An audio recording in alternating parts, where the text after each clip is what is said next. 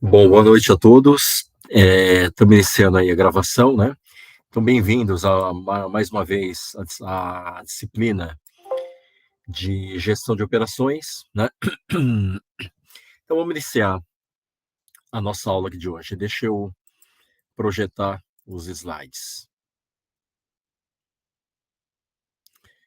Então, muito bem. Vocês devem estar vendo aqui o meu slide, né? Então, na realidade, a gestão de operações, né? Até alguns anos atrás, né? O foco era eficiência, né? Tanto é que no final da aula passada, né, nós falamos como que uma determinada organização, né, ela pode focar em redução de custo, né? E aí nós falamos aqueles 7 desperdícios de redução de custo, né?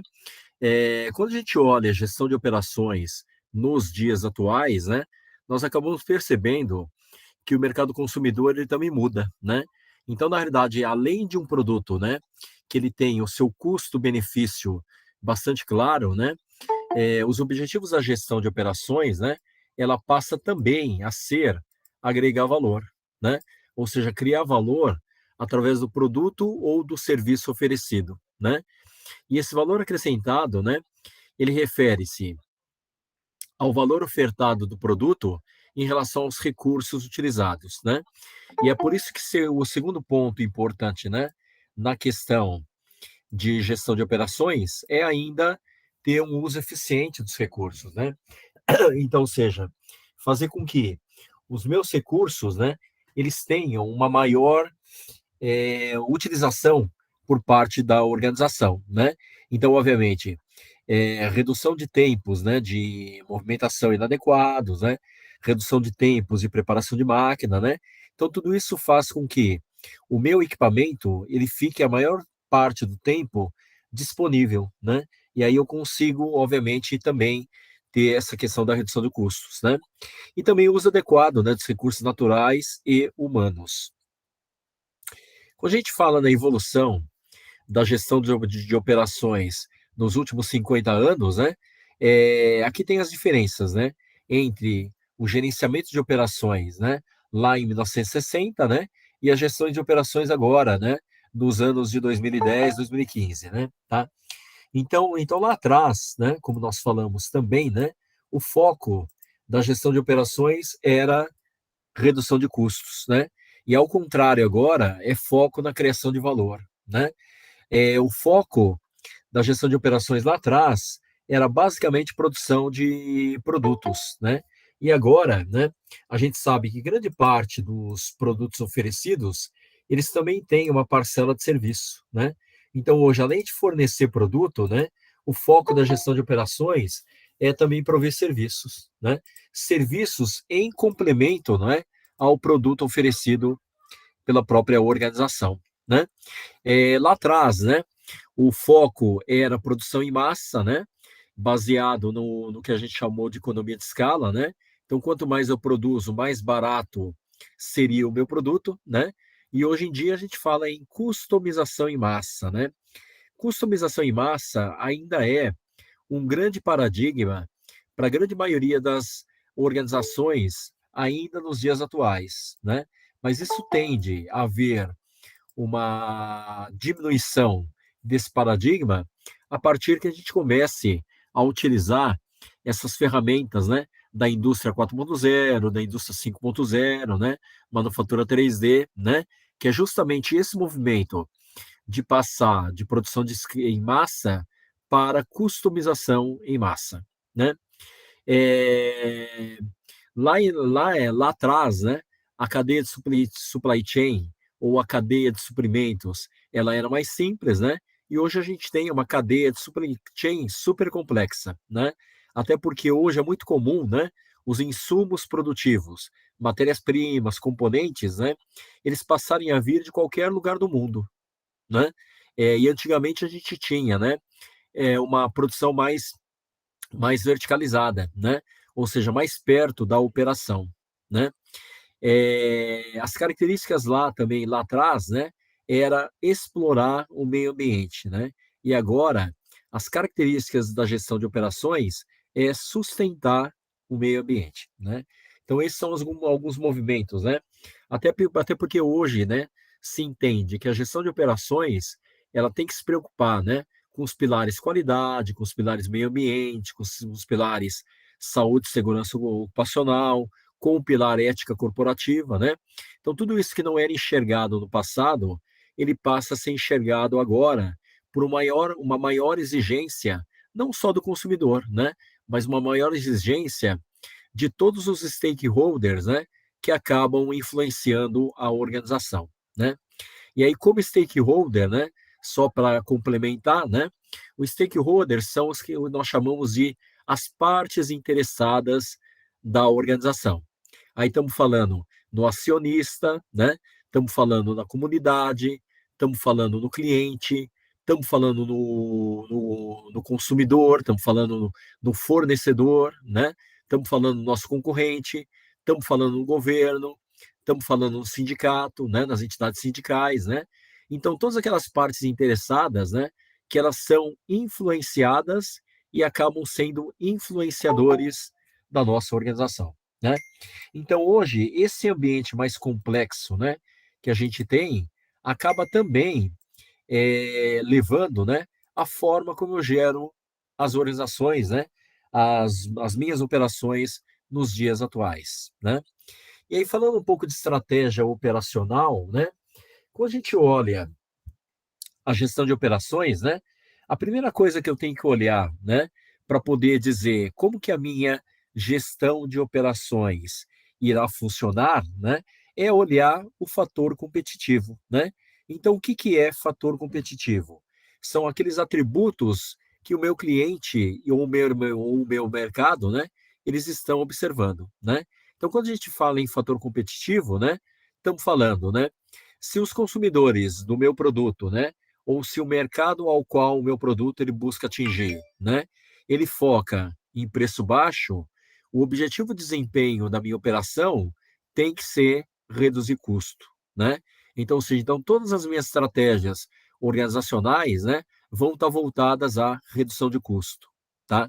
Então aí eu vou ter os meus projetos na minha empresa, né? A todo momento eu buscando materiais alternativos, né? Com melhor custo-benefício, né?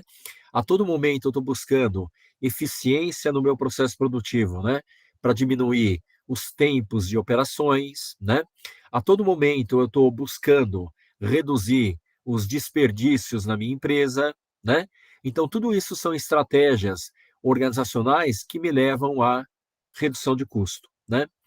Por outro lado, quando o fator competitivo do meu mercado, né, ele é alta qualidade, aí o objetivo de desempenho da minha produção tem que ser qualidade, né? Tem que ser oferecer um produto, né, de alto nível de qualidade, né? Aí a minha estratégia de operação vai focar, né, em como eu vou assegurar a qualidade do produto, né, em todas as etapas do processo produtivo, né? Aí, contrariamente à primeira estratégia, né, a todo momento eu vou estar buscando materiais, né, que sejam materiais mais robustos, né, em termos de qualidade, né, tá? Eu vou estar a todo momento qualificando a minha mão de obra, né, para eu ter uma mão de obra cada vez mais capacitada para fabricar aquele produto, né, ou para produzir aquele tipo de serviço, né? Então, isso são estratégias organizacionais que eu faço, né, para manter esse fator competitivo, qualidade, né? Se por outro lado, né, se o meu cliente ele valoriza a entrega rápida, né, o meu objetivo de desempenho tem que ser melhorar a rapidez, né? E quando a gente fala melhorar a rapidez, é diminuir os ciclos de produção, né, de maneira com que eu tenha cada vez mais uma produção mais rápida, né, tá? Aumentar, né, a minha eficiência de entrega também na minha cadeia de fornecedores, né? Então, tudo isso faz com que eu diminua o meu lead time de fornecimento do produto, né? Desde o momento que eu recebo o pedido do meu cliente até o momento que eu disponibilizo esse produto na porta do meu cliente, né? Se o meu fator competitivo no meu mercado, né, é entrega confiável, né, o objetivo de desempenho da minha operação tem que ser confiabilidade, tem que ser credibilidade, né? Então, a todo momento, eu vou estar criando mecanismos, né, de verificar se aquele produto ou aquele serviço, né, atende a promessa que eu fiz, né, para o mercado, né? Então, a todo momento eu estou vendo, né, se aquele produto ele tem durabilidade, né, tá? Então, a questão de confiabilidade é a questão o do quanto aquele meu produto ele atende, né, as necessidades do meu consumidor em relação àquilo que foi prometido, né? Se o fator competitivo do meu mercado são produtos e serviços inovadores, né? O objetivo de desempenho da minha produção, né? É a toda hora eu ter flexibilidade de estar lançando novos produtos e de estar lançando novos serviços, né?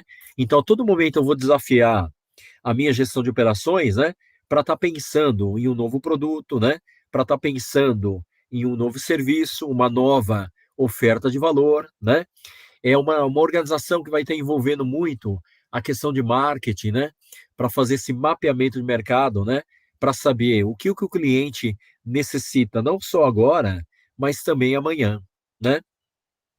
Se o fator competitivo do meu mercado, né, é uma ampla variedade de produtos e serviços, né, o objetivo de desempenho da minha produção é melhorar os tempos de troca de equipamento, de troca de produto na minha linha, né? Porque a gente sabe que muitas vezes, né, a gente tem aquele conceito de lote econômico, né, justamente por causa disso, né?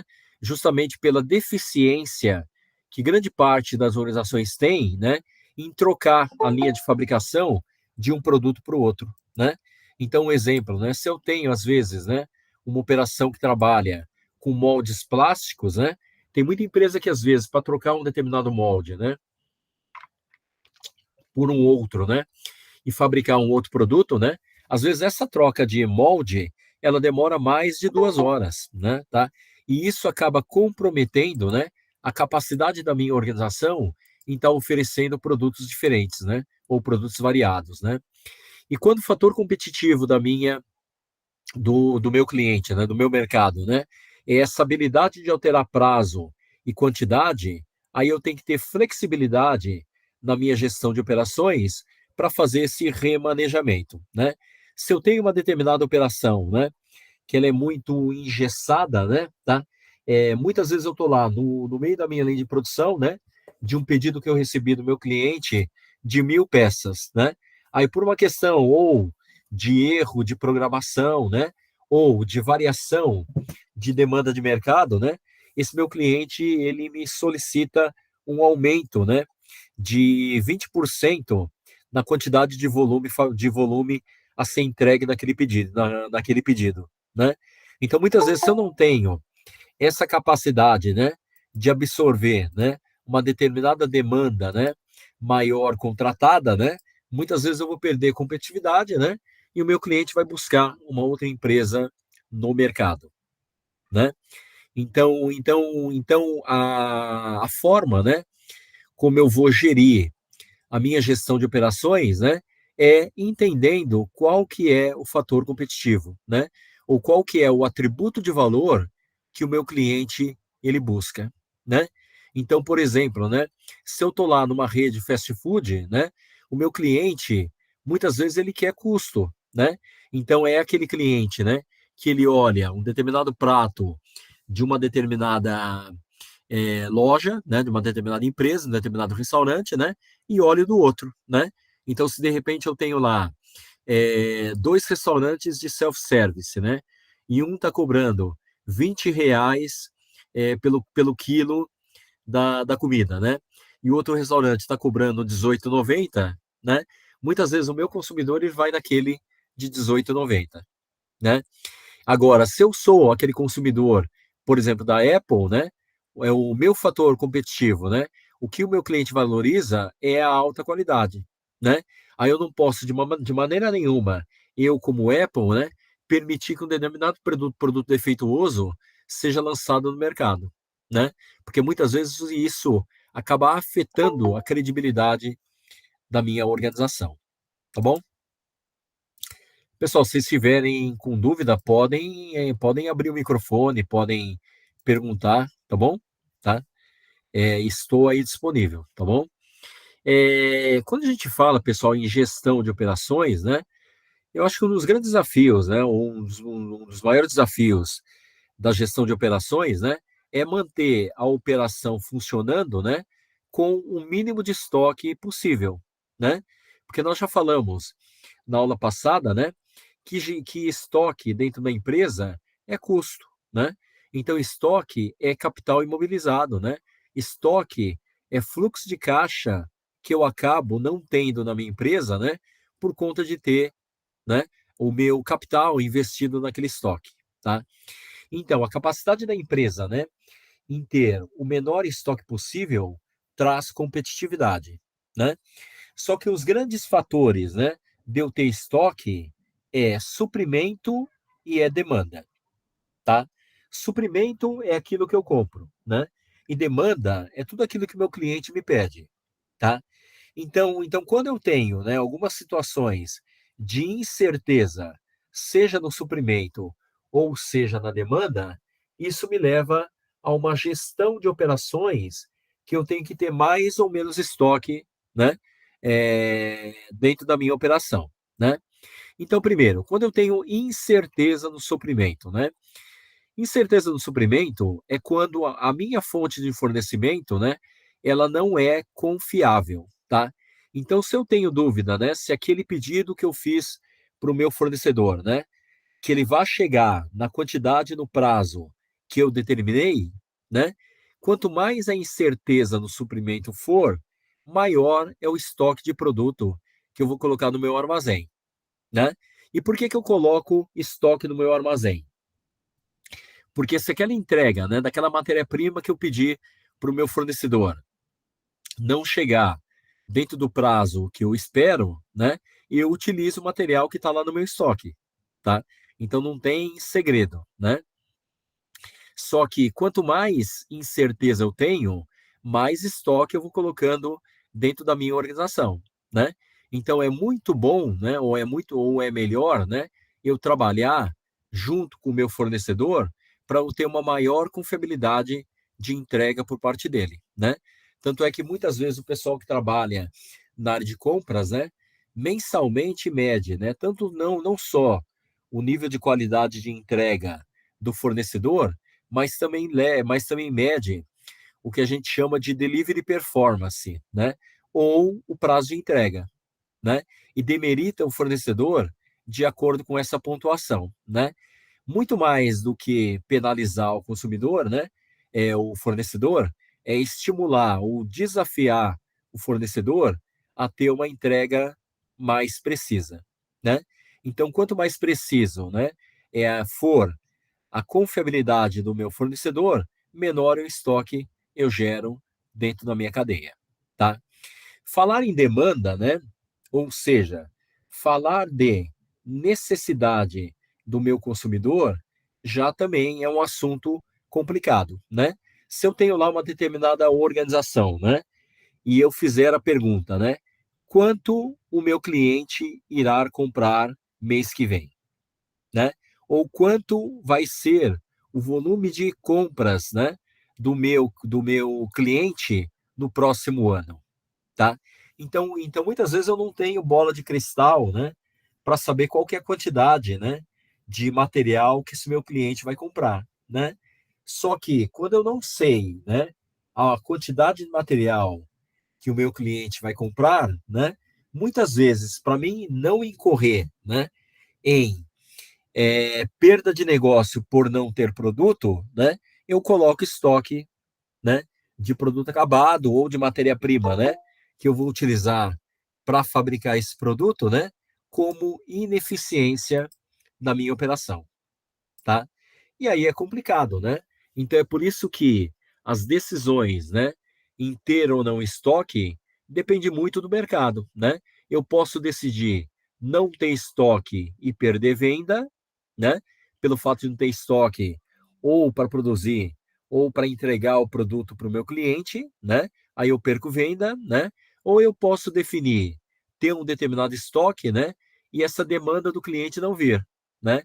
E aí eu fico com o meu material lá parado no meu estoque, tá? Então, muitas vezes, o conhecimento do tipo de comportamento do meu mercado, né, é a chave para mim definir, né, em que caminho eu vou seguir, né? Se é o caminho de ter mais estoques ou o caminho de ter menos estoques, né? O fato é que quando a gente olha a demanda, né, nós temos dois tipos de demanda, né? Uma é a demanda que nós chamamos de demanda dependente, né? E a outra é o que nós chamamos de demanda independente, tá? Eu vou dar a explicação de demanda dependente, né?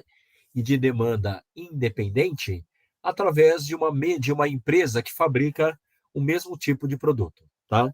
Só que para mercados diferentes. Então, o primeiro exemplo, né, é o de demanda dependente, tá? Então, vamos imaginar que eu tenho uma empresa fabricante de pneus, tá? Quando o principal fabricante dessa empresa de pneus, né, é, por exemplo, né, a fábrica de automóveis, tá? A fábrica de automóveis, ela trabalha, né, com o que a gente chama de forecast de produção, tá? Então, normalmente a montadora, né, a fabricante de veículos, né, normalmente ela solta uma programação para os fornecedores, né, solta uma programação com 3 meses de visão para frente, tá? Para justamente o fornecedor, né, ele se planejar, né, em relação à compra de matéria-prima, né, em relação à compra de componente, em relação à compra de insumo, né, em relação a dimensionamento de máquinas, dimensionamento da quantidade de funcionários, né, tá? Então, por isso que a montadora, né, preocupada em não ter falta de peça, né, ela vai dando uma programação antecipada para esse fornecedor, tá? E aí, quando eu tenho uma programação antecipada, né? Então é muito simples, né? Se eu sei que no próximo mês, né? Uma determinada montadora de veículos, né? Ela vai fabricar 1.000 veículos por dia, tá? Eu sei que eu vou ter que entregar, né? Para essa montadora, né? E fabricar pelo menos 4.000 pneus por dia, né? Tá? Como cada veículo ele vai 4 pneus, né? Se eu tenho uma previsão de demanda do meu cliente de 1.000 veículos por dia, eu sei que eu vou ter que fabricar e entregar 4.000 pneus por dia, tá? Então, quando eu tenho a situação de demanda dependente, né, a minha gestão de operações, ela começa a ficar mais simples, né? Então, ela começa a ficar mais previsível, né? Então, se eu sei que eu vou fabricar no próximo mês, né, 4.000 pneus por dia, eu consigo comprar a quantidade de borracha, né, necessária para fabricar 4.000 pneus por dia no próximo mês, tá?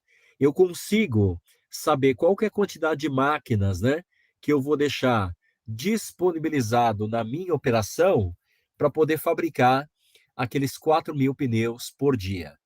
Eu consigo dimensionar qual que é a quantidade de funcionários, né, que eu vou deixar alocado, né, na minha operação para poder também fabricar nessas máquinas, né, que vão produzir esses pneus para o meu cliente, tá? Então, o melhor dos mundos, né, é quando eu tenho o tal da demanda dependente, tá? Então, eu tenho uma previsibilidade bastante grande na minha operação, né? E eu sabendo também, né, de uma maneira ampliada, né? Se eu sei também, né, que eu vou produzir 4.000 pneus por dia, né, tá? Em um determinado contrato com o meu cliente, né? Eu também consigo, de uma maneira antecipada, né? Eu consigo investir em novas máquinas, novos equipamentos, né? Para poder atender essa demanda, né? Então, a previsibilidade, né?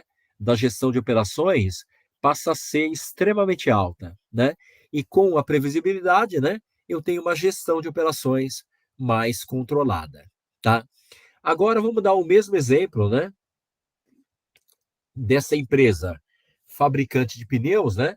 Só que agora, ao invés de fornecer esses pneus, né, para a indústria de veículos, né, essa empresa vai fornecer os pneus, né, para uma loja de revenda, para uma De Pascoal, né, tá?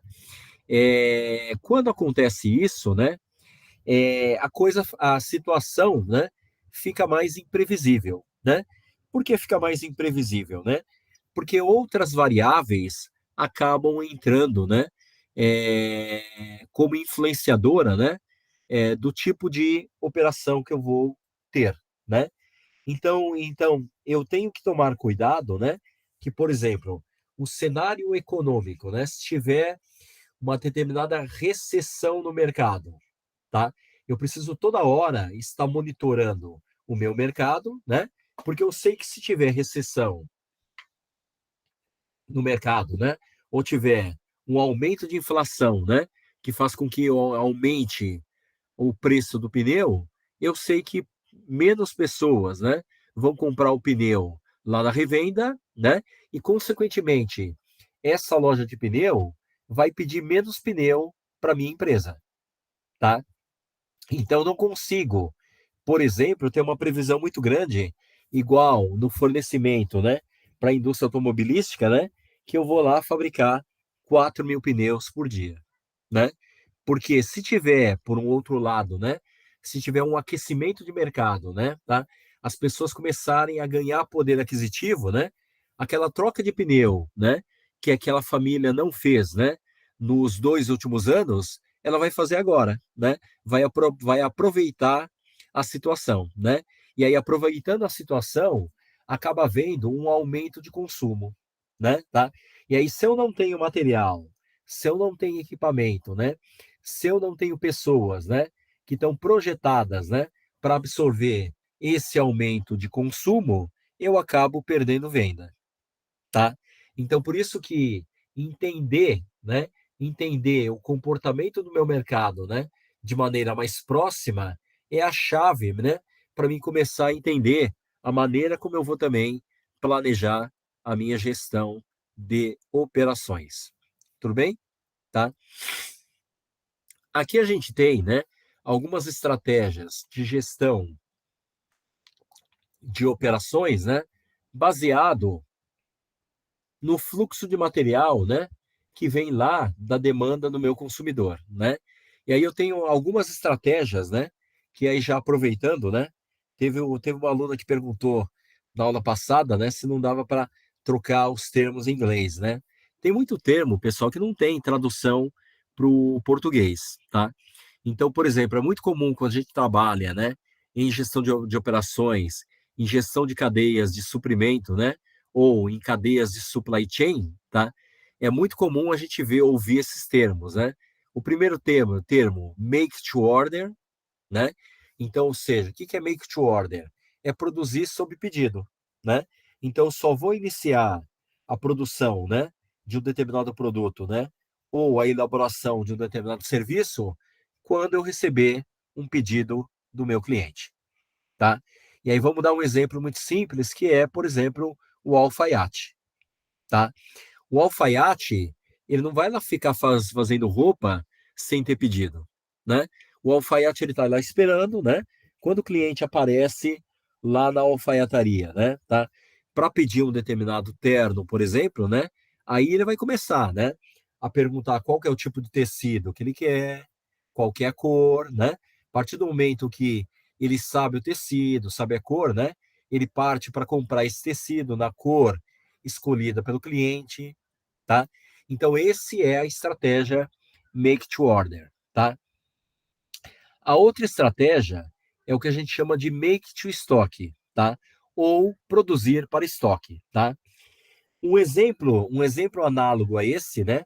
Então, agora eu não sou mais o alfaiate. Eu sou eu sou lá Confecções Colombo, tá? A Colombo, ela tem uma loja de terno, né? Praticamente quase todos os shopping centers, né? Aqui do Brasil, né? E qual que é a estratégia dele, né? Se eu preciso lá de um terno, eu vou lá na Colombo, né? Escolho um terno, né? Com a minha numeração, né? Tá? Pode não, ele pode não se ajustar, né? Perfeitamente ao meu corpo, né? Tá? Mas eu consigo pegar aquele terno, né? E retirar na mesma hora que eu compro, né? Ou no máximo deixar aquele terno 1 ou 2 dias, né, para fazer, por exemplo, a barra da calça, tá? Mas make to stock, né? O fabricante ele está produzindo para estoque, né? Então a fábrica que produz ternos para a rede de lojas Colombo, né, está fabricando para o estoque, né? Porque os ternos que vão ser vendidos pela Colombo estão lá na loja, né? Tá? E aí depois a gente tem uma outra estratégia de operações que é o Engineer to Order, tá? Ou desenvolvimento contra pedido, tá? Então aí eu saio do zero, né? Então vamos dar um exemplo, uma empresa de consultoria, né? A empresa de consultoria ela não sabe, né? Qual que é a necessidade, né, de um determinado cliente quando ele vai buscar essa consultoria, né? Então muitas vezes ele vai mapear junto com o cliente qual que é a necessidade, né, desse cliente com relação àquela consultoria, né? Então ele vai desenvolver aquela consultoria apropriado à necessidade daquele cliente, tá? E aí vem algumas estratégias, né, de produção baseado nesses elementos, make to order, make to stock, né? A gente vai ver que tem um outro modelo aí no meio, né, que é o assembly to order, né, ou montagem contra pedido, né? E as estratégias produtivas são, né, indo do último para o começo, né? Produção contínua, né? Produção em massa, né? Produção em lotes, né? E produção em job, tá? Que a gente vai ver cada uma dessas a partir agora do próximo slide, tá bom? Tá? Aqui, pessoal, é mais um detalhamento, né,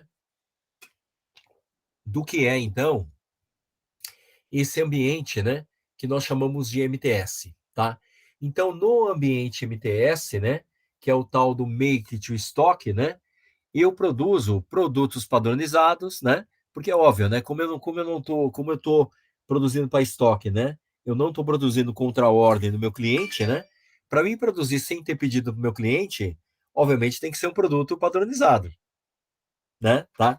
Então a característica, né, do ambiente MTS, né, são produtos padronizados, né, aonde a minha estratégia de estoque, né, eu tenho lá um lote mínimo, né, tá?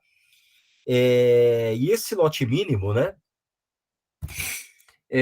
eu tenho lá um lote mínimo de estoque, né, ou que a gente chama de estoque de segurança, né? E esse estoque de segurança, né, ele é o meu estoque regulador do meu pedido, né? A partir do momento que os meus estoques, né, começam a se aproximar do meu estoque de segurança, né, esse é o meu ponto de pedido, né? É a partir do alcance desse limite de segurança, né, que eu disparo uma nova produção, tá? Então esse é o ambiente MTS, tá? Então vamos imaginar, né? Eu sou lá um fabricante de parafuso, tá? O meu consumidor, né, que vai na loja de ferragem comprar o parafuso, tá? Ele vai comprar aquele parafuso que está lá, já estocado, né? A loja de parafuso, né? Ela só vai demandar parafusos, né? Que eu envie para ele a partir do momento que ele alcance um determinado estoque lá, regulador, que diga para ele que ele precisa encomendar mais parafusos para minha empresa, tá? Então esse é o ambiente MTS. E por que que é importante, né? Esse tipo de ambiente MTS, tá? É para aqueles produtos, né? Onde o consumidor ele não está disposto a esperar, né, o meu tempo de fabricação para ele poder receber o produto, né? Então, por exemplo, então se eu vou numa loja de parafuso, eu quero ir lá já pedir o parafuso, comprar o parafuso e trazer o parafuso para casa, tá? Não seria de bom tom, né? Se eu fosse uma loja de ferragens, né? E o dono falasse, olha, passa aqui semana que vem, né? Já anotei o teu pedido, né? Vou pedir para a fábrica, né? Então passa aqui semana que vem, tá? Muitas vezes você vai falar, olha, então eu vou procurar esse parafuso numa outra loja de ferragens, tá? Então quando o meu consumidor, né? Ele quer o produto, né? De forma imediata, a única forma de eu conseguir atender é através do sistema de operações MTS, tá? Depois eu tenho um sistema, né, que se chama sistema, eu vou pular esse segundo, tá? Aí pulando para o ambiente MTO, né, sistema MTO, o que é sistema MTO? É Make to Order, né? Tá? Então, ou seja, Make to Order, eu só vou disparar a minha operação a partir do momento que eu recebo pedido do meu cliente. Isso também, em termos de eficiência de operação, também é o máximo, tá? Também ele é muito bom, né? Então, se eu só disparo, né, a minha operação a partir do pedido do meu cliente, né, uma coisa muito boa, eu não tenho estoque, tá? E só que o cliente, né, é aquele cliente que ele está disposto a esperar o meu tempo de resposta, né, tá? Então, se o meu tempo de produção, né, ele é, por exemplo, de 15 dias, né, o meu cliente vai esperar 15 dias, né, para receber aquele tipo de produto, tá? Esse é o sistema MTO, tá?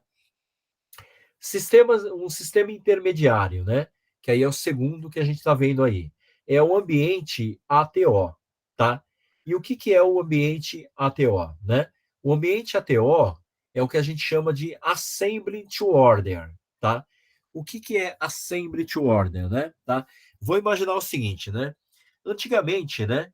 Quando você queria comprar um computador, né? Você queria comprar, por exemplo, um laptop, né? Um notebook, né? Você ia numa distribuidora, né, desses produtos, né? Você ia, por exemplo, numa Fast Shop, né? Ou você ia numa Saraiva, né? Você ia na prateleira, né? Tá? E escolhia a configuração, né? Que melhor te agradava, né? Então, a quantidade de memória que melhor te agradava, a quantidade de resolução, né? Tá?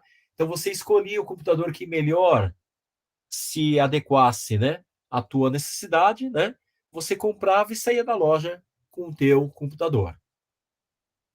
Agora é muito comum, né, principalmente nos sites da Dell, né, quando você vai comprar um computador da Dell, né, quando você entra no site, né, ou faz uma ligação telefônica, né, tá? O atendente, né, ou o site, né, começa a te dar algumas opções, né? E aí você vai configurando o teu computador de acordo com a tua necessidade, né? E aí quando você termina de configurar o computador, aí ele te dá o preço final do produto, né? De acordo com a tua escolha de configuração, né? E depois no final ele te dá um prazo. Ele fala, olha, esse produto vai estar disponível, né? Esse produto, se você fizer um pedido, né? A partir do momento do teu pedido, né? Esse produto vai estar disponível 7 dias depois, tá? Mas aí vamos imaginar, né? Será que 7 dias, né, é suficiente, né, para essa indústria de computadores, né, fabricar cada componente do computador? Muito provavelmente não, tá? Então, o que que essa empresa de computadores ela faz, né? Tá? Então, ela já deixa produzido, né? Por exemplo, as memórias, né? Então, de acordo com o que o cliente quiser, né? Tem lá memórias de 1 tera, tem memórias de 2 tera, né?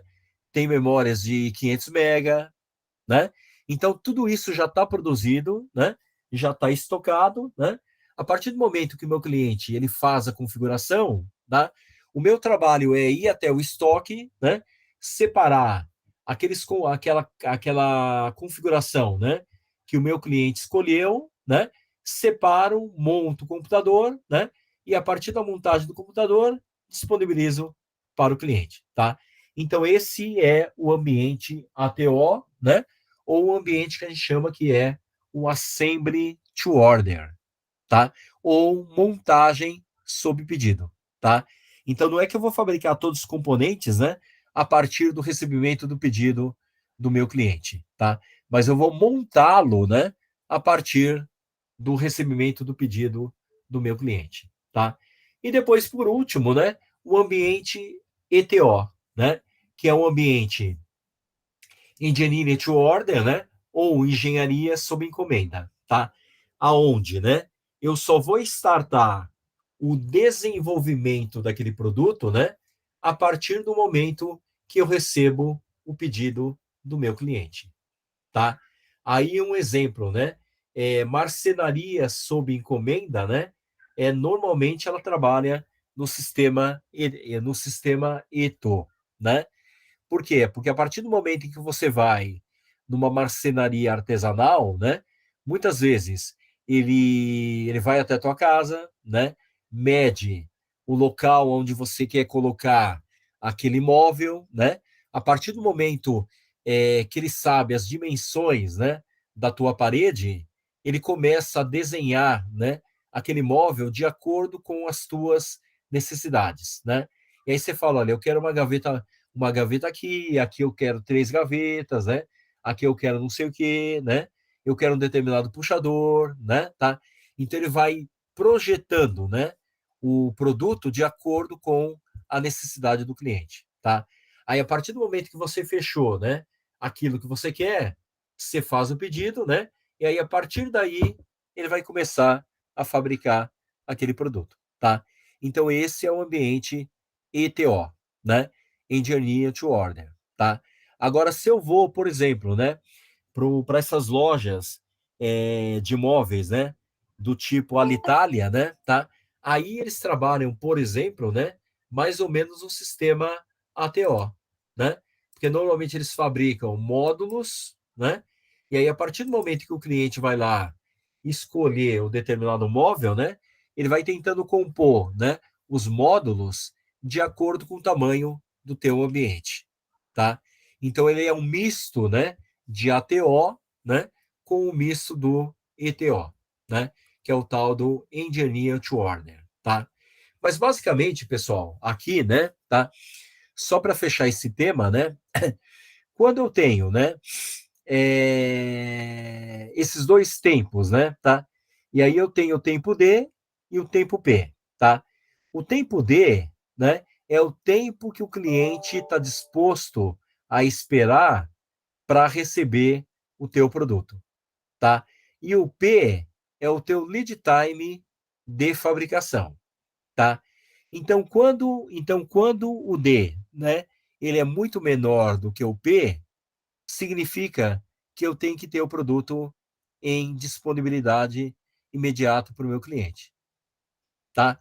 Quando o D ele se aproxima do P, né, aí eu posso ir para ambientes mais customizados, né, do tipo ATO, né, ou do tipo ETO, tá? E aí aqui só para dar uma resumida, né? Quando o P ele é muito maior do que o D, tá? Aí eu tenho o meu MTS, tá? Então, quando o meu tempo de fabricação, né, ele é muito maior do que o tempo que o cliente deseja receber esse produto, né, aí eu tenho que ter o produto em estoque, né? E aí é por isso que eu escolho o MTS, tá? Quando o P ele é ligeiramente maior do que o D, né, eu posso ter um sistema MTS ou um sistema ATO, né? Quando o P ele é ligeiramente maior que o D, né? Ou quando o P e o D são praticamente iguais, né? Aí eu também posso usar o MTO ou posso usar o ETO, tá? Agora, quando o meu P, né, ele é igual ou ele é menor do que o D, tá? Então, ou seja, o meu lead time, né, é menor do que o tempo que o cliente necessita, né, para receber o produto, né? Aí, obviamente, eu posso customizá-lo, né? Por isso que aí eu vou para o MTO, né? Ou eu vou para o ETO, tá bom? Tá? Aí, muito bem, pessoal. Agora vamos falar um pouco, né, de conceito, né, e sistemas de produção, né, e alguns modelos, né, tá? E aqui a gente tem algumas classificações, né, tá? Por grau de padronização, né, a gente tem duas classificações para minha gestão de operações, tá? Ou eu posso produzir produtos padronizados, né? Ou eu posso produzir produtos sob encomenda, sob medida, tá? Produtos padronizados, né? Ele vai ter um menor custo unitário, né? E produto sob medida ele vai ter um maior custo unitário, tá? Produtos padronizados, né? Que é o que nós discutimos aí na aula passada, né? Eu tenho um determinado perfil de mão de obra, né? Que ele não precisa ser uma mão de obra extremamente qualificada, né? Diferentemente de produtos sob medida, tá? Produtos padronizados, né? Eu tenho uma alta repetibilidade na minha operação, né? E aí eu consigo investir em capital para automatizar a minha linha de produção, né? Produtos sob medida ou sob encomenda, né? Tá? Ele tem uma baixa repetibilidade, né? Então, basicamente, um produto ele é diferente do outro, né? E aí, sendo assim, ao invés de investir em equipamento, eu invisto na qualificação das pessoas, né? Aí, a partir da qualificação das pessoas, né, que eu consigo fabricar um produto diferente do outro, tá? Obviamente, tem clientes, né, que buscam produtos mais padronizados, né? Principalmente pelo fato deles serem mais baratos, né? E tem produtos que buscam, e tem clientes, né, que buscam produtos mais customizados, né? Sabendo, obviamente, né, que eles vão pagar mais por esse produto. Tudo bem? Tá? Aí, por tipo de operação, né? Por tipo de operação, a gente tem processo discreto, né? E a gente tem processo contínuo, tá? Processo contínuo, né? É aquele processo aonde o mesmo produto ele é fabricado a todo momento na linha de produção, tá? E eu não consigo distinguir um produto fabricado do outro fabricado, tá? Então, um exemplo, né? Quando eu pego uma linha de envase da Coca-Cola, né? Eu não consigo diferenciar, né? A primeira garrafa que sai da linha da segunda, tá? Então, isso é o que a gente chama de produção contínua, tá? Processo discreto, né? É quando eu consigo caracterizar, né? O meu produto, né? Seja de forma individual ou seja de forma em lotes, tá? E aí eu tenho processo repetitivo em massa, tá? Repetitivo em massa, né? São produtos que são fabricados, né? Em um volume de produção muito grande, tá? Depois eu tenho repetitivo em lotes, né? Onde a quantidade de produto fabricado já não é tão grande como aquele em repetitivo em massa, né? Aí eu tenho produção sob encomenda, né? E produção jovem, que a gente vai falar também, explicar para vocês daqui a pouco. Tudo bem? Tá? E aí, por natureza de produto, aí eu tenho duas classificações, né? Ou eu tenho manufatura de bens, né? Ou eu tenho prestação de serviços, tá? Então, quando a gente fala em conceituar, né, os sistemas de operação, né, e os modelos de operação, são essas as classificações que a gente tem, tá? Então, por grau de padronização dos produtos, né, tá? Então, os produtos padronizados, eles são bens ou serviços, né, que apresentam um alto grau de uniformidade, tá? E aí é por isso que eu consigo, né, fabricar eles em grande escala, tá? Os clientes esperam encontrá-los à sua disposição no mercado, tá?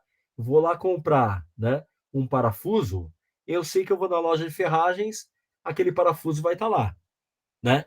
Então, seus sistemas produtivos, né, eles podem ser organizados de forma a padronizar mais facilmente os recursos, né? Então, então eu posso investir em capital, né? Investir para modernizar máquinas, materiais, mão de obra, né? Tá? Porque isso vai me dar uma maior eficiência no meu sistema, né? E, consequentemente, uma redução de custos, né? Que é esse o objetivo, né, desse tipo de modelo. Depois a gente tem produtos sob medida, né, que aí são aqueles produtos, né, que eles são extremamente customizados para um determinado cliente específico, né? Então eles são produzidos de forma unitária, né, e sob demanda do cliente, né? Então produto customizado, normalmente eu não tenho ele em estoque, tá? Então aí vamos fazer uma nova comparação, né? Se eu tenho lá o McDonald's, né, e eu tenho lá a hamburgueria artesanal, né? Quando você vai no McDonald's, né? Muito provavelmente, se você for pedir um Big Mac, né? Já vai ter o Big Mac praticamente pronto, tá? É só o tempo do cara, do atendente, né? colocar o teu Big Mac na caixa e te entregar, tá? Quando você vai numa hamburgueria artesanal, né? Muitas vezes ele vai, a partir do teu pedido, né? Ele vai fabricar ele vai montar aquele teu lanche, né? Tanto é que ele te pergunta, né? Se você gosta, né? De mais salgado, menos salgado, qual que é o molho que você gosta, né? Tá? Tem muita hamburgueria artesanal que, né, se você consegue escolher, né? Os ingredientes, né? Que vão compor aquele teu hambúrguer, né? Tá? Então ele não está disponível em estoque, né? Seus sistemas possuem uma alta capacidade ociosa, né? Porque é essa ociosidade que eu busco para poder oferecer um produto mais customizado, tá? Eu tenho uma dificuldade em padronizar os métodos de trabalho, né? Porque cada produto ele é diferente do outro, né? Por isso que ele gera produtos mais caros do que os produtos padronizados, né? Tá? A automação dos processos ele é menos aplicável, né? Vista que a quantidade produzida acaba não justificando os investimentos em automação, tá? E aí, quando a gente olha, né, por tipo de operação, né, aí nós temos os processos contínuos, tá? Então os produtos ou serviços, né, não podem ser identificados individualmente, né? São empregados quando existe uma alta uniformidade na produção, né? Então, basicamente, a minha operação vai fabricar um produto só, um produto único, né? E vai fabricar 7 dias da semana, 24 horas por dia, né? Tá? E aí favorece, obviamente, a automação, né? Tá? Então, são necessários altos investimentos em equipamentos e instalações, né? Tá? A mão de obra, por não ser muito qualificada, né? Ela é utilizada principalmente para condução e manutenção das instalações, troca de matéria-prima, né? E o custo ele acaba sendo insignificante em relação aos outros fatores produtivos, tá? É por isso que se fala bastante, né? Que, por exemplo, indústria química, indústria farmacêutica, né? Acaba pagando salários muito altos, né? Porque o salário, né? O salário desse pessoal acaba não representando praticamente nada em termos de custo, né? Então, por isso que esse tipo de empresa, né, acaba tendo uma faixa de remuneração melhor, tá? E aí, quando a gente fala em processo discreto, né, tá? É aquele processo, né, onde a produção dos produtos ou serviços, né, eles podem ser isolados, seja unitariamente, seja lote, né, ou seja em determinadas quantidades, tá? E aí é por isso que eles podem ser repetitivos em massa, né? Eles podem ser repetitivos em lotes, né? Ou eles podem ser processos por projeto, tá? E aí, quando a gente fala em processo repetitivo em massa, né? São aqueles empregados na produção em grande escala, né? De produtos altamente padronizados, tá? Então, normalmente, a demanda dos produtos são estáveis, né? Então, é aquele exemplo, né? Quando eu vou fabricar um parafuso, né? Quando esse parafuso ele entra na minha linha de produção, né? Normalmente a fábrica de parafuso vai fabricar 10 milhões de parafusos, 5 milhões de parafusos, né? Porque a quantidade maior de parafusos que ele fabrica, né? Primeiro, né? Que vai trazer para ele uma otimização no processo de produção, tá? Porque ele vai precisar, né? Fazer a montagem do equipamento menos vezes, né? Esse é um ponto, né? E o outro que nós já falamos que é, obviamente, a questão de redução de custo, tá? Só que também, né, ele me possibilita a montagem de uma estrutura produtiva altamente especializada para aquele tipo de produto, né, tá? Então tem aqui alguns exemplos, né? Produção de automóveis, produção de autopeças, né? Produção de eletrodomésticos, né? Então são todas produções repetitivas em massa, tá? Que é o que começou, né? Normalmente processos repetitivos em massa, né? Eles seguem aquele padrão de linhas de montagem, né, idealizados lá pelo Henry Ford, tá? Então, por isso que o Henry Ford, ele desenvolveu esse tipo de sistema de produção, tá? Que era para ganhar escala, né? E, obviamente, reduzir custo, né? De cada unidade produzida, tá? Aí depois a gente tem os processos repetitivos em lote, né? Que eles não têm o mesmo volume, né? Dos processos repetitivos em massa, né? Mas ele tem também um volume de produção bastante considerável, né? Tá? E aí um exemplo que a gente dá em processo repetitivo em lote, né? É, por exemplo, a Kibon, né? Então a Kibon, quando ela vai fabricar, né? Um determinado sorvete de chocolate, por exemplo, né? Tá?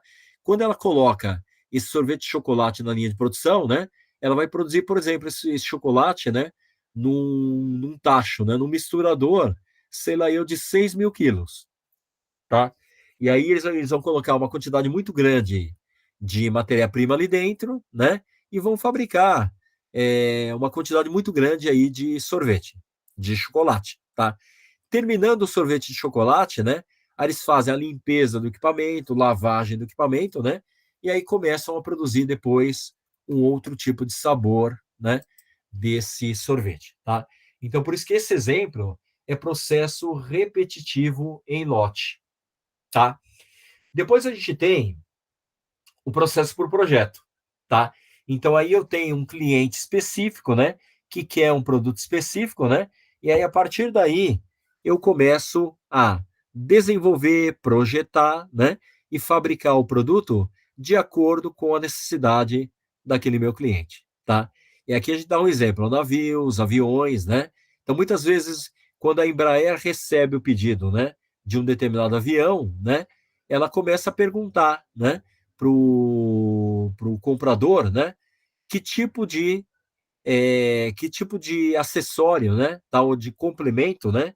Que ele vai querer, né? Para aquele novo avião, né? Então aí ele começa a customizar, né? Esse produto de acordo com a necessidade daquele cliente, tá? E depois a gente tem o que a gente chama de processo jovem, né? Tá? Processo jovem, acho que vale a pena, né? Eu abri aqui um PowerPoint, tá? E dar uma explicada para vocês o que é esse processo jovem, tá? Como que funciona o processo jovem, pessoal? Tá? Vou imaginar o seguinte, tá? Eu vou dar um exemplo, né? Um exemplo fácil, né? Para que vocês entendam, tá? Vamos supor que eu tenha lá uma alfaiataria artesanal, tá? E essa alfaiataria, ela tem algumas etapas, né? Para entrega daquele terno, por exemplo, tá? Então aqui ele vai estar, por exemplo, a primeira etapa é o desenho, né? O desenho ou projeto do terno, tá? Depois ele vai ter, por exemplo, né? Ele vai ter compra de material, ele vai ter, por exemplo, né? Compra de material, né? Aí depois que ele comprou o material, né? Ele vai ter, por exemplo, corte, blank, né? Tá? Aí depois ele vai ter, por exemplo, né? Ele vai ter montagem, montagem, né? Das peças, né? Tá? Então, montagem da gola, montagem do braço, né? Tá? E aí depois, por exemplo, ele vai ter a costura, por exemplo, tá? Então aí o que acontece? Então vamos supor que ele recebe o cliente um, né? Tá? E o cliente um lá, né? E o cliente um tá aqui, né? Então o cliente um ele recebe o cliente um e ele vai projetar, né? Tá? Aquele terno de acordo com a necessidade daquele cliente um, tá? Aí depois que ele projetou, né? Ele vai comprar material para o terno do cliente um, tá? Só que aí ele já dá espaço, né? Para poder receber o cliente 2 para fazer o projeto. Não é isso? Tá? Aí ele recebeu o cliente 2, né? Aí esse cliente 1, né, já comprou o material e vai para a fase de corte de blank, tá? E esse cliente 2, ele vai para cá, né? E aí dá a oportunidade de eu receber um cliente, o meu cliente 3 aqui, tá? Para novamente entender, desenhar qual que é o terno que ele quer, tá? Aí, muito provavelmente, o terno, né? O terno do cliente 1 já está na fase de montagem, o 2 está na fase de blank, né? O 3 vai estar na fase de compra de material, né? Aí dá a oportunidade, novamente, né? Para mim receber um outro cliente, né? O cliente 4, onde eu vou projetar, né, o terno para esse cara. Vou desenhar qual que é o tipo de terno que esse cara precisa, tá? Aí, muito provavelmente, o meu cliente 1 ele já vai estar na fase de costura, o cliente 2 na fase de montagem, o terno do cliente 3 na fase de corte de blank, né? O terno do cliente 4 na fase de compra de material, né? E aí eu estou recebendo o meu cliente 5, né? Para começar a desenhar o tipo de terno que ele quer, tá? Então, o processo jovem, né? É esse tipo de característica de operação, né? Onde eu posso ter um produto em cada estágio do meu processo produtivo, tá? E aí vocês percebam que ele é um produto altamente customizado, né? Tá? Que ele é desenhado especificamente para um determinado cliente, né? Tá? Mas aí eu tenho na minha linha de produção 5 produtos diferentes sendo fabricados no mesmo tempo, ao mesmo tempo, tá? Só que cada um vai estar em um determinado estágio do processo produtivo, né? Deu para entender, pessoal, o que é esse tal, né, de produção job, tá? Isso é muito comum também, né, para quem trabalha, né, nas áreas industriais, assim, né? É muito comum a gente ver também, por exemplo, em ferramentaria, tá? Então, esse é o tal do processo jovem, tá? E aí, quando a gente olha, né, esses modelos de produção, né, de acordo com as características, né, da minha operação, eu digo assim, né? Quando o meu volume de produção ele é muito alto, né, ele é característico a um tipo de modelamento de operação na forma contínua, tá? Ou na forma de repetitivo em massa, tá? Quando o meu volume de produção é médio, repetitivo em lote, né? E quando é baixo, ou no job ou no projeto, tá? Quando a variedade de produtos, né, na minha linha de produção, ela é pequena, aí eu posso utilizar, por exemplo, processo contínuo, tá? Se é pequena, significa que eu vou fabricar, por exemplo, apenas um produto na minha linha de produção, né, o tempo todo, tá? Aí eu posso utilizar processo contínuo, tá? Aí quando é médio, repetitivo em massa, né?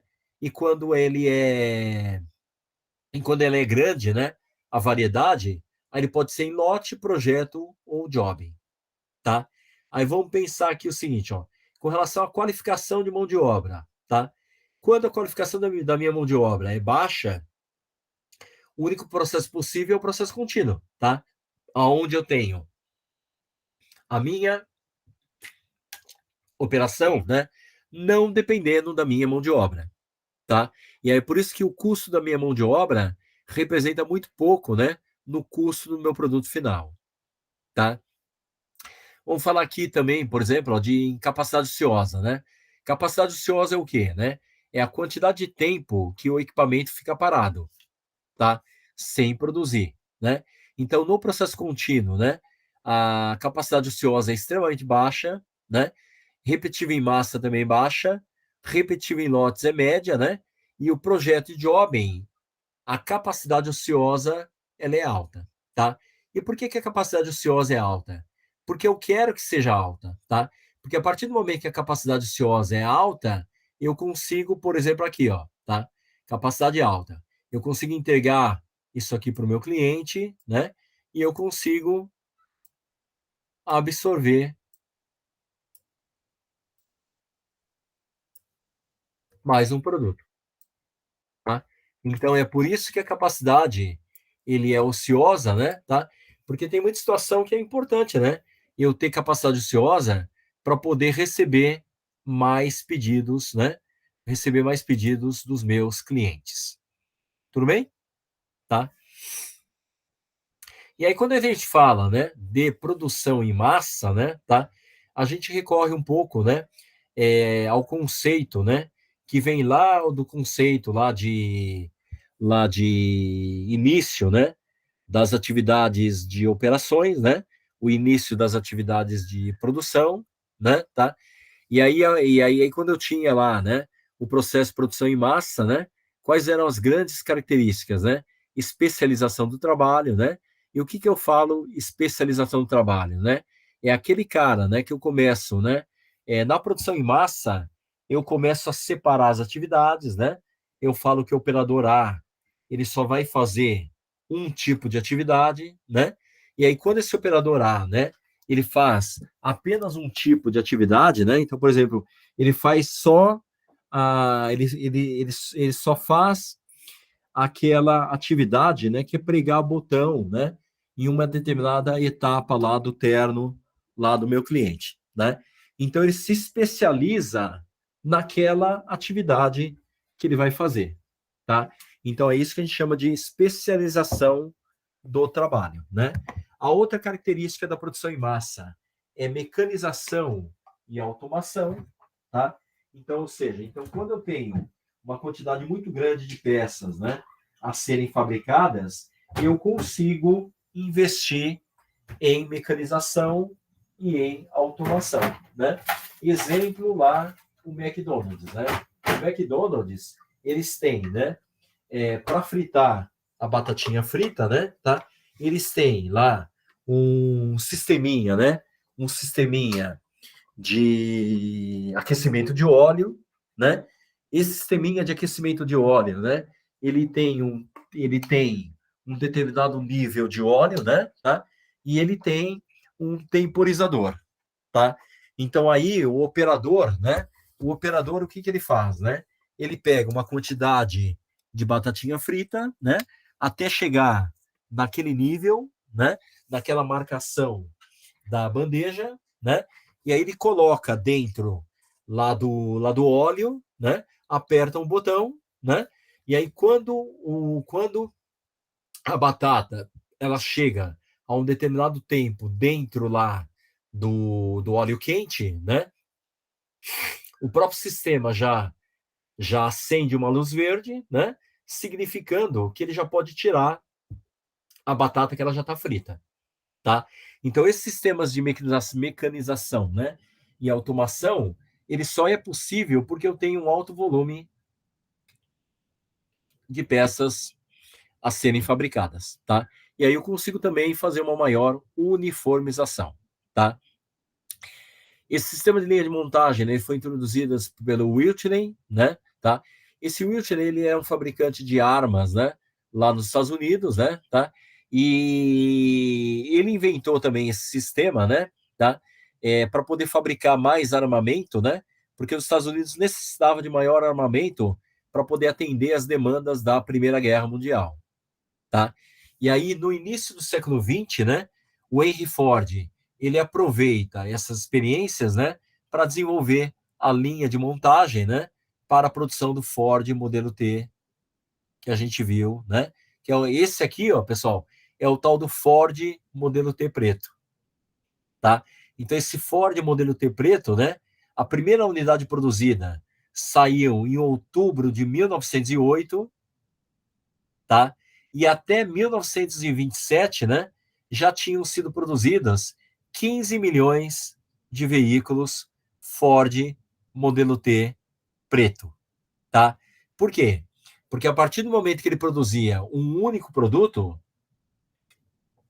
ele conseguia ter todas essas vantagens, né? De especialização da mão de obra, né? Tá? De diminuição de custo, né? Porque imagina, né? Tá? Ele tinha uma linha de pintura, né? E essa linha de pintura só tinha tinta preta, tá? Então ele não precisava, por exemplo, ficar limpando, né? As pistolas, né? os sistemas, né? Os sistemas de armazenamento de tinta, né? Tá? Isso tudo por quê, né? Porque ele ia fabricar apenas o Ford modelo T preto, né? Tá? Então essa é uma característica aí também da produção em massa, tá? Quais são os grandes benefícios aí da linha de montagem, né? Tá? Veja que coisa interessante, né? Às vezes eu demorava, né? Tá? Antes desse sistema idealizado, né? Pelo Ford, demorava-se 14 horas para montar o Ford modelo T preto, tá? E com a produção em massa, né? Esse tempo acabou sendo reduzido para 1 hora e 33 minutos, tá? Então, ou seja, o preço ele desce, né? De US$ 1.000 em 1908 para US$ 360 em 1916, tá? E aí por isso que a Ford ele torna-se, né, uma referência na fabricação de automóveis no mercado americano, tá? Em 1914 a Ford produziu 308.162 carros, tá? Mais do que todos os fabricantes de veículos juntos, tá? Com elevado volume, ele diminui custo, né? Diminui preço, aumenta a venda, né? Tá? E aumenta, obviamente, a lucratividade da companhia, tá? Aqui são fotos, né? Da linha de montagem lá do Ford, né? Tá? Então você vê que o operador aqui, por exemplo, ó, ele só faz a montagem dessa parte do carro, né? Então o próximo carro vai vir, ele vai fazer exatamente essa montagem, tá? Então essa que é a vantagem da produção em linha, tá? Né? Só que tinha uma reduzida flexibilidade, tá? Então você já não conseguia fabricar pequenas quantidades de peças, tá?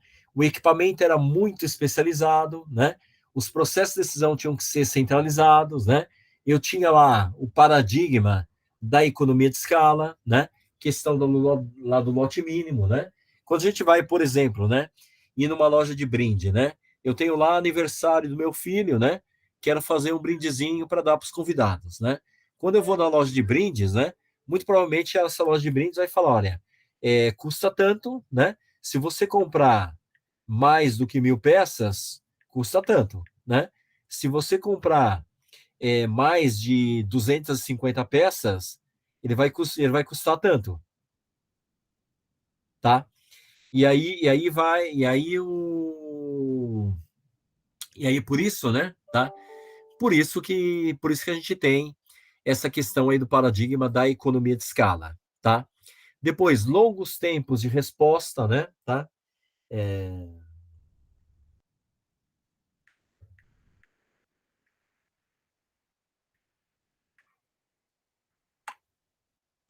É, pouco ou nenhuma qualificação e autonomia das pessoas, né? E grandes investimentos, obviamente, na questão do marketing, tá? Né? E aí depois vem a Toyota, né? A Toyota, ela é uma empresa, né? Quando a gente fala em gestão de operações, né? Ela muda, né? Tudo que havia sido pensado, né? Em gestão de operações antes da Toyota para depois, tá? A Toyota, né? Só para falar de uma maneira rápida, né? Tá? Como que surgiu, né? A questão da Toyota, né? A Toyota ela começou com uma empresa fabricante de teares, tá? E aí depois, né? Ela começou depois da Segunda Grande Guerra Mundial, né? Onde tiveram, né? As bombas, né? Que estouraram lá no Japão, né? Tá? O Japão era um país destruído, né? Tá? E aí a Toyota queria contribuir para a reconstrução do Japão, né? E ela viu que uma das formas de reconstruir o Japão, né, era produzindo um produto que o mercado do Ocidente precisava, né, que era o veículo, tá? E aí a Toyota começou a fabricar veículo, tá? Só que a Toyota, ela tinha um problema muito grave, né, tá? Com a situação econômica do Japão, né, ela não dispunha, não só a Toyota, né, mas todas as empresas, né, no Japão dispunham de um capital muito pequeno, né? Obviamente, país destruído, pós-guerra, né? Tá? E eles não dispunham de material, tá? E aí, né, a Toyota tinha que conceber, né? E aí você tinha, por um outro lado, né, a economia americana, que era uma economia muito poderosa, né? Muito rica, com máquinas muito modernas, né? Tá? A Toyota, né? Ela tinha no Japão máquinas muito antigas, né? Tá? A indústria americana tinha uma indústria farta em termos de matéria-prima, em termos de dinheiro, né? E aí a Toyota, ela precisava, né? Criar um modelo de produção, né? Tá? Que ele conseguisse competir, né, com a economia de escala do mercado americano, né? Porque o mercado americano ele conseguia produzir em uma quantidade muito alta e aí o custo de produção deles, né, acabava ficando menor, né, do que o dos outros fabricantes de veículos, né? E aí a Toyota, como ela não tinha volume de produção, tá? Se fosse pela economia de escala, né, o custo de produção dela ficaria enorme, tá? E aí entra na história o Taiichi Ono, né? Tá? O Taiichi Ono ele começa a desenvolver um sistema de produção, né? De baixo volume, alta variedade, né? Porque ele começou a perceber que não só o mercado americano, né? Mas o mercado mundial, eles começavam a querer produtos diferentes, tá? Então ele começou a idealizar um sistema de produção de veículo, né, tá? Que ele conseguisse aliar, né, quantidade produzida com volume, tá? Quantidade produzida de veículos diferentes, né, tá? Com volume de produção, tá? E aí ele criou o sistema just in time, tá? E esse sistema just in time, né, ele desenvolveu, né, através da percepção que ele teve olhando o supermercado americano, né? Então ele teve essa percepção quando ele via como que era feita a reposição de estoques, né, dentro do supermercado, né? Então ele falou, olha, eu não preciso ter uma quantidade de peças muito grandes, eu não preciso ter uma quantidade de peças muito grandes na prateleira, tá? Porque o mercado não tem, tá? A prateleira, né? Ela é reposta a partir do momento em que eu tenho consumo, né? Tá? E aí ele pensou o seguinte, né? Ah, tá? Aí, aí ele pensou o seguinte, né? Então, se eu tiver, né, um sistema de produção, né, que consiga fazer a reposição do produto, né, no momento em que o cliente necessita, aí eu não preciso ter estoque, tá? E aí eu consigo criar um sistema de produção que eu consiga entregar o produto que o cliente quer, no momento que ele quer, com baixo custo, porque o meu baixo custo vai ser a não ausência de estoque, tá? E aí foi o grande pulo do gato do sistema just-in-time da Toyota, tá? E aí a Toyota ela começa a exportar, né? O primeiro carro lá para os Estados Unidos, né? Aí depois veio a guerra, né? Tá? E aí a partir, né, do sistema de produção Toyota, né, aí começa a vir uma série de ferramentas, né, que estão juntas aí do sistema de produção, tá? Aí temos lá o Kaizen, né, o Kaizen, que é o processo de melhoria contínua, né, onde o japonês ele diz que, né, tá, que tudo pode ser melhorado, né, e eu não preciso fazer revoluções muito grandes, né, para melhorar o meu produto ou o meu processo, né, melhorar no sentido de vou ser melhor hoje do que eu fui ontem e vou ser melhor amanhã do que eu fui hoje, tá? Depois, uma visão global do desperdício, né? Que aqui são as 7 mudas de ONU, né? Tá? Mas isso aí é o mesmo dos sete desperdícios, né? Que nós mostramos para vocês na aula passada, tá? E aí ele idealiza também o sistema Kanban, né? Através do sistema Kanban, né? A gente vai ver também, acho que a gente vai ver também na próxima aula, né? O sistema Kanban é o sistema que ele me informa, né? Para minha operação, quando que eu preciso abastecer, tá? Depois os quadros Andon, né? Tá? Que eles informam em tempo real, né? Problemas que eu tenho na minha linha de produção, tá? Então, pessoal, de uma maneira geral, né, tá? A Toyota, ela revolucionou, né, a forma como se fabricava veículos lá no Japão. tá? Para vocês terem uma ideia, né? Em 1950, né, tá? O Japão produzia e exportava 0 veículos para o mercado americano, tá? Porque, obviamente, ele não tinha competitividade, tá? Depois de 30 anos, né, em 1980, 25% do mercado americano de automóveis era de produtos da Toyota. Olha que coisa, olha que coisa interessante, né? Ou seja, em 30 anos, eles conseguiram ganhar um quarto do volume do mercado americano de automóveis, tá? E a gente sabe que o mercado americano de automóveis é o maior mercado consumidor do mundo, né? É lógico que hoje em dia, né, o maior mercado consumidor do mundo é a China, tá? Mas mas o mercado americano é extremamente, né? Ele é um mercado extremamente grande, né? E extremamente significativo, né? E naquela época, né, em 1980, né, o mercado americano era o maior mercado que se tinha, né, na face da Terra, né?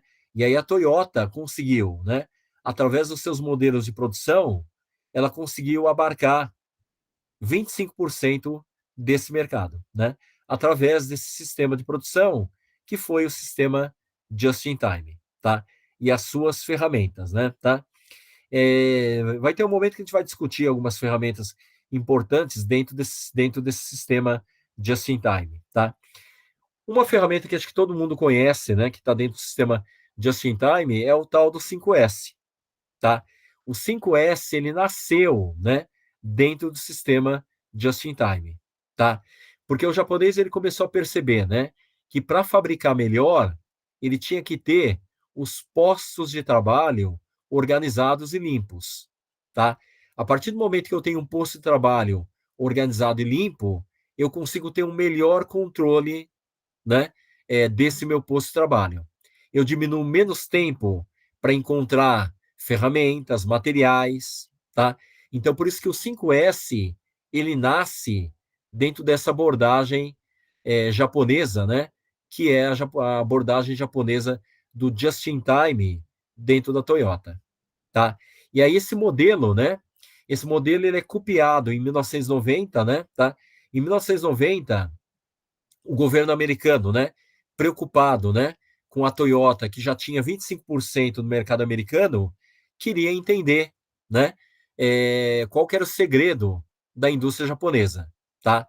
E aí eles mandaram dois estudiosos, né, para o MIT, né, do MIT, para o Japão, né, para conhecer os segredos da indústria japonesa de automóveis, tá? E aí o segredo da indústria japonesa de automóveis, que era o just in time, tá?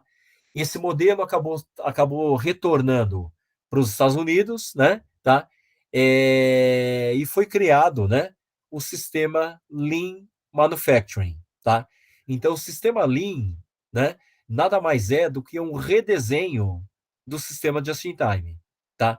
Ele é a forma como a indústria americana, né, fez a leitura do sistema just in time de acordo com a realidade deles, tá? E aí esse modelo do Lean Manufacturing, né, tá? Ele é um modelo que cresceu bastante, né? De 1990 para cá, tá? E ele é um modelo, né, que é utilizado na grande maioria das empresas, né? Quando a gente fala em gestão de operações, tá?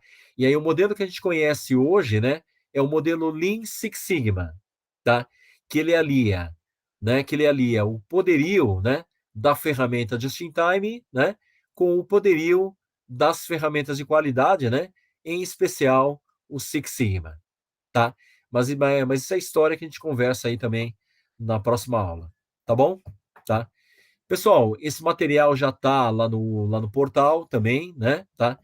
Eu já abri também os testes de conhecimento, né, para vocês também fazerem, tá? No próximo sábado, né, tá? Só para lembrá-los, né? No próximo sábado, nós temos a nossa primeira aula Flex, tá? Então, essa aula Flex, né, vai ser a aula presencial lá na Faculdade Flamingo, tá? Então eu vou estar lá, né? Nós vamos estar das 9 até as 11h30, tá? E nessas 2 horas e meia, né? Eu pretendo, né? Para os alunos que estiverem lá, né? Eu pretendo, além de tirar eventuais dúvidas que vocês tenham, né? Eu também pretendo fazer alguns exercícios aí em grupo para os que estiverem lá na faculdade, tá bom? Tá? No mais, pessoal, acho que é isso, né? Gostaria de agradecer novamente, né, a participação de vocês e queria, antes de terminar, né, abrir, né, para que vocês possam externar alguma dúvida, né, alguma dificuldade que vocês tiveram, né, tá? Eu sei que essas aulas aí de quinta, né, às vezes elas são um pouco rápidas, né? Porque a gente tem uma quantidade de matéria muito grande, né? Para um tempo muito reduzido, tá? Mas é por isso que também não se acanhem, né? Se vocês tiverem dificuldades, tá bom? Beleza? Tá? Ó, a Jéssica, né? Ela está dizendo que ela perguntou para a secretaria, né? E informaram que somente os alunos, né? Da modalidade flex vão poder ir no sábado, né? Tá? Mas eu diria assim, ó, Jéssica, se você quiser ir lá no sábado, vai, porque a experiência que a gente está tendo, né? É que a presença dos alunos não tem sido tão grande, não, tá? Porque, obviamente, ninguém consegue também ir, né? Também ir lá no sábado, né? Tá? Então quem quiser de repente aparecer lá, tá? Aparecer lá pode ir lá, tá?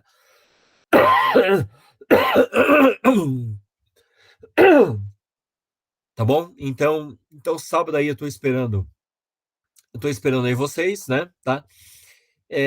Para essa nossa primeira aula presencial, tá bom? Emenda de feriado também eu sei aí das dificuldades, né? Em termos de emenda de feriado, a gente tem um feriado aí de 4 dias, né?